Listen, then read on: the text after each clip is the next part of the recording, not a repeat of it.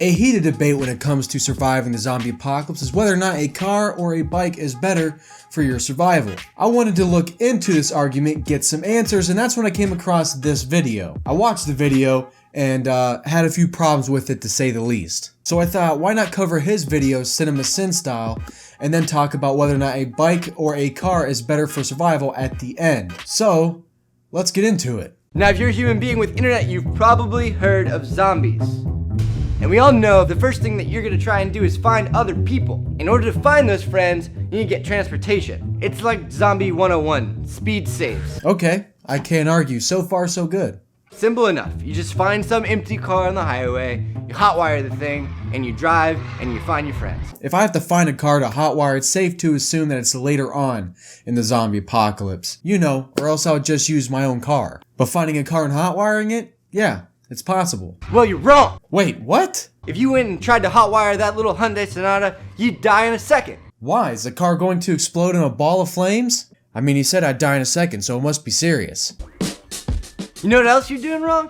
You're not hitting the subscribe button. Damn, 30 seconds in and I'm already being told to subscribe without getting educated in anything. Hey guys, make sure you subscribe now so hopefully you'll forget to unsubscribe when you find out I have no idea what I'm talking about. For the next 30 seconds we get a spoiler warning for The Walking Dead. So spoiler warning. And a brief summary of The Walking Dead and a really played out joke of how unoriginal it is. So I'm just going to skip past all of that. Because I need to know how I'm going to die in a second from hot wiring a car. The show follows survivors fighting their way through hordes of zombies and sociopathic men.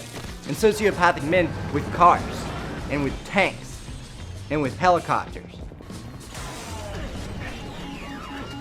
It's kind of just like a show about angry men with vehicles. Wait, what? Have you even watched the show? And it's not like they're like a side note. Cars are a central theme to how the survivors are staying alive.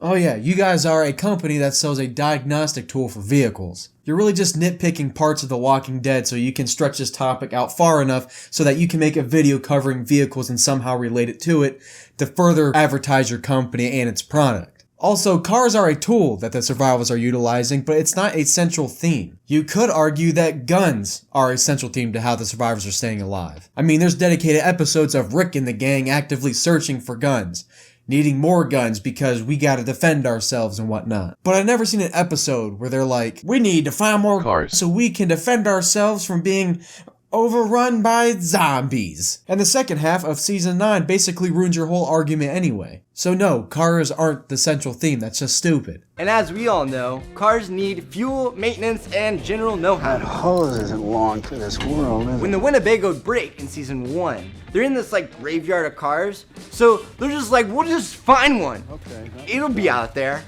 Can't find a radiator hose here. Siphon more fuel from these cars for a start. This would be nearly impossible. I'm starting to think that you don't pay attention when you watch the show. I mean, did you hear what Shane said? Can't find a radiator hose here. That 1973 Winnebago Chieftain has a very specific molded radiator hose. Yeah, that's probably why Shane said, Can't find a radiator hose here. Let's just say they found some duct tape, and if they have someone who generally knows cars, that person could easily patch up the hose. Then you're pretty much good to go. Jesus Christ.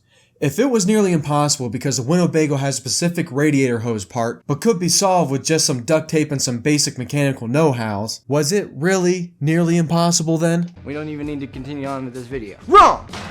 Because there's gas! We wasted all that time talking about the Winnebago, thinking that it was a nearly impossible fix, when actually it was a relatively simple fix. But now the problem is gas? Are you sure that the problem is you just don't know what you're talking about? We had gotten through the maintenance barrier, but then someone from our development team brought up the fact that fuel goes bad. And not only does this ruin The Walking Dead, this kind of ruins like all post-apocalyptic scenarios ever. How? Fuel does go bad. It even goes bad in The Walking Dead. So tell me how this ruins the show again? Also, I'm dying to know how I'm going to die from hot wiring a car in a second. When are we going to get to that? After having our minds blown, us millennials started researching the only way we know how. Well, that's your first problem.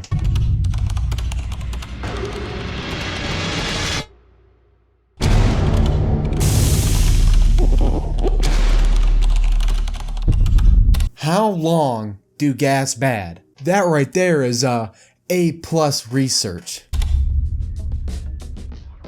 Fuel in vehicles only lasts about 30 days. Wrong. Fuel starts to go bad after 30 days, not last 30 days. Even your millennial research of how long do gas bad says it right there. But I'm gonna give you the benefit of the doubt. Maybe you're just tripping over words. Now, if you store it in a proper fuel container, that's an entirely different thing. With some fuel stabilizers, the fuel could last anywhere from like 6 to 8 months. But after a year, the fuel is unusable. Okay, no, he's not tripping over words. He just doesn't know what he's talking about. He's under the assumption that bad gas means unusable gas, which isn't true. Gas that's been sitting in a gas tank for more than 30 days does start to go bad. But that doesn't mean it's unusable. It's just not recommended by the American Petroleum Institute because it can start leaving gummy residue in your fuel lines, which can cause misfires, but it can still be used. But according to some reports that we've heard on the internet, there have been some people who have had this magic fuel that lasts like 2 years. Here's another one for you then. When I was in prison for 9 months, I have a video explaining why I went to prison in the description down below if you're new, by the way. I didn't drive that entire time. Obviously. When I got home, my car didn't start. But not because it was bad gas, because my car battery was dead. But after jumping my car started just fine. And it also drove just fine. With a 9-month-old full tank of gas that didn't have any fuel stabilizer in it. Needless to say, fuel is not unusable after 30 days. Not even after 6 months. But the internet's birthed lots of other great things, like the Tide Pod Challenge, Momo, the Cinnamon Challenge, Logan Paul, Brittany Dawn Fitness, and none of which has any relation to misinformation about vehicles and is just stupid being stupid. You are comparing apples to oranges at this point. And so we had loads of questions. But the most important, would any of the fuel left actually be properly stored? I mean, really think about it. Well, considering that roughly 90% of the population has either died or reanimated, I think it's safely assumed that out of the millions of abandoned houses that are now there, we can find properly stored gas. In March of 2012, the UK fuel delivery men actually went on strike. In 2 days, all those local gas stations had run out of gas. Okay, but that's not an apocalyptic situation. Everyone was still driving home, to work, to gas stations. So obviously, gas stations would run dry. But I'll work with you, so go on. Let's say all of those stations in the US, or at least in those populated areas, have 4 days left of fuel from the beginning of the outbreak. So when we did our homework, it says that Rick Grimes was under for about 30 days. If you need another timestamp, when they go to the CDC in season 1, the scientist says, Day 194 since wildfire was declared, and 63 days since the disease abruptly went global. So it's probably also safe to assume that those fuel delivery men weren't on the job 63 days ago. The only fuel probably being delivered was for the government or the military. Okay, so far so good. And there would be panic. Much panic. So, That's correct, there would be a lot of panic. 63 days since they stopped importing, 63 days since they stopped delivering fuel. I think it would be pretty safe to assume at that point that most people have probably taken all the fuel out of the gas station and hoarded it somewhere. That starts the clock on the fuel being spoiled. Except we know that gas lasts longer than 30 days, but please continue. If you take the average driving habits of the United States citizen, they drive around 10 miles per day. So if the average capacity of a full tank is around 300 miles, that gives everyone in the United States around 30 days to be mobile in that car. So to summarize, 63 days would certainly be enough time for those fuel deposits to be in question. Wrong. Like I said earlier, most of the population has died at this point. Dead people can't drive. So that's still potentially millions of cars out there that have gas in them, and millions of homes that'll have gas cans in them. So there is still gas out there, you just have to more actively search for it now. And for any of those sun-baked, abandoned, unleaded gas-fueled vehicles on the side of the road, they would be super useless. Except that in this scene, it's 65 days since the outbreak. That's only 2 months of the cars sitting there. That is not nearly enough time, even in the summer heat of Georgia, for there to be no more usable fuel left in those vehicles. Now, since it's a zombie show, we could probably suspend our belief for a year. We don't need to suspend our beliefs because gas will still likely be usable at this point. Maybe not all gas, but there's still gas that will be. We need to figure out exactly how long Rick Grimes and his crew has been out on The Walking Dead. According to a tweet back in September of 2018, The Walking Dead is on day 632. By this point, yeah, the fuel is definitely going to be bad. But with some elbow grease in there, it's probably still able to be used. Will it be reliable fuel? Most certainly not. You'll experience your car stalling out at stop signs, plenty of misfires, and trouble starting. But it will still be usable. So not only at this point would all the batteries in the vehicles be super dead. Well, finally, he's right about one thing. Car batteries would be dead. But I think he doesn't realize car batteries can be charged. Basically all the fuel in the vehicles would also be goop. It's only vegetable oil, horses, bikes, or Hyundais. Sponsored by Hyundai. For them from now on. So what would be the best car for like a Tesla that's like Mad Max style? But I don't think the Tesla would be the best vehicle. I think I'm sticking with my bike. A bike. When asked what would be the best vehicle for the zombie apocalypse, you decide to say that you would much rather use a bike. When I get done with your video, we're going to talk about this. So when I'm done with yours, we're going to do bike versus car in a zombie apocalypse. Well, at least The Walking Dead hasn't gone so far downhill that in the later seasons, they're still hot wiring old cars they found on the side of the road.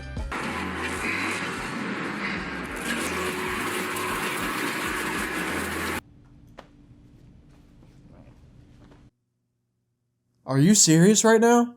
Do you even pay attention? Those weren't some random cars they hotwired. Those were placed by Negan with explosives attached to the batteries for an approaching horde of zombies. Those were two fully charged cars with gas in the tank. This is why they could hotwire those cars, but push the others off the road. And you still never told me why I'd die in a second if I decided to hotwire a car in the zombie apocalypse. So far, we learned that you don't know the difference between bad gas and unusable gas, that you either never watched The Walking Dead or just don't pay attention, your research team sucks at their job, and you don't understand anything about the apocalypse. Thank you for walking off screen. Now, while a link to their video is in the description, I don't want you guys going over there and hating on their video. But it would be really funny if you guys commented, "But you're wrong." Well, you're wrong! On the video. Now it's time for me to educate my viewers, hell, even yours. But earlier in this video, I said I'd cover cars versus bikes in the zombie apocalypse, and we're going to do that now. And since it's not really a long video in itself, I thought I'd just combine two of them. So, let's get into it. Cars offer some obvious benefits. I can travel several miles in an hour. It takes no physical effort or energy on my part. I have plenty of storage space for the things I scavenged, and the body of the car offers protection from threats. Cars do have some flaws though. They require fuel, maintenance, and can be loud. I say can be loud because while some cars like a 1970 Dodge Charger can be heard from half a mile away, something like a Hyundai Elantra is actually relatively quiet. So depending on what you're picking, this may or may not be a flaw. And now for bikes. Bikes have some benefits to them as well. They are quiet, require no fuel, and can be taken in places that vehicles can't go. But just like cars, they have some flaws as well. They don't offer any protection, leaving you exposed to threats, don't have nearly as much storage space in them besides what you can carry on you, and they require fuel but in the form of energy, basically making both the pro and the con nullified, but either they're both there or neither of them are there. So, which is better? Cars. Hands down. Not only am I protected from threats, but I have plenty of storage space, can travel farther and faster, use no energy or effort, and only have to worry about car maintenance and car fuel. That's really not a bad trade-off. Plus, when you break it down, riding a bike is basically just glorified walking. And for you fanboys of the bike method out there, I can just put a bike rack on my vehicle. With a vehicle, I can have the best of both worlds. So if I ever run out of fuel, break down, I can just pop my bike off and head out that way. Anyway, what do you guys think? Did you like today's video? Do you want me to do more of this stuff? I plan on reacting to more videos related to zombies in the future, so let me know your thoughts about that down there. Also, if you agree with me or disagree with me and think maybe I missed a couple points on the cars versus bikes thing, let me know that down there as well. I also go live every Sunday and talk to you guys, so if you want to come and hang out, make sure you're not only subscribed, but you also hit that notification bell. Let me know what video you want me to do next. My name is Tyler, and I'll see you later.